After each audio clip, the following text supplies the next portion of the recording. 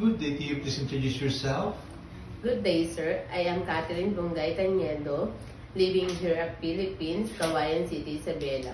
37 years old, married, no children. I have 3 siblings, 1 brothers and 2 sisters. I am a second child of the family, and I am a high school graduate. Okay. Can you tell me your work experience? I have a work experience here in the Philippines as a housemaid, almost 3 years, serving 4 persons, 2 adults and 2 children, 4 years old and 7 years old.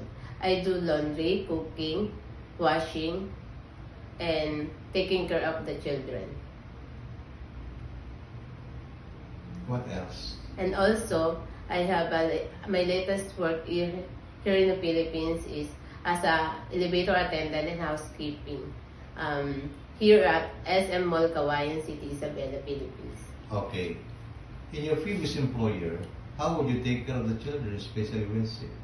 I check the temperature and tell to my employer. Okay. How would you describe yourself? I am a hardworking, honest, and responsible person, sir. Do you have any tattoo? No, sir.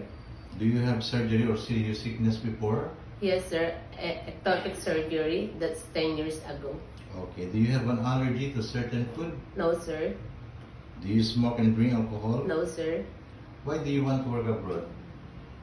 I need to work abroad to help my family needs. Okay.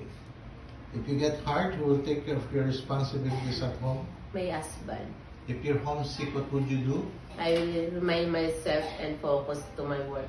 What time do you usually sleep and wake up when you were working? I usually sleep around 10 p.m. after I finish my work. Then I wake up 6 a.m. in the morning. Are you the one who do the cooking and marketing at home? Yes, sir. Sometimes kids are super active and they tend to be out of control. How would you control your temper? I will be more patient and stay calm while I'm dealing with them. Do you accept no day off but to be paid instead by your employer? Yes, sir. When you visited the parents, relatives, and friends of your employer, will you help them with the housework there? Yes, sir.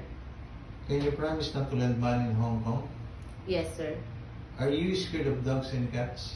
No, sir. Are you willing to share a room with kids? Yes, sir. Do you promise not to use cell phone during working hours? Yes, sir. Do you promise to finish your contract? Yes, sir. And I will extend if needed. Okay. Can you cook Chinese food? No, sir, but I'm willing to learn. Can you sing a nursery song? Yes, sir. Chicken, banana. Chicken, banana.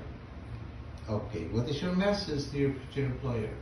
Good day, ma'am, sir. To my dearest future employer, hope you select me as your helper. I will promise I will do my best with all my heart. I am a hardworking, honest, and responsible person. Thank you.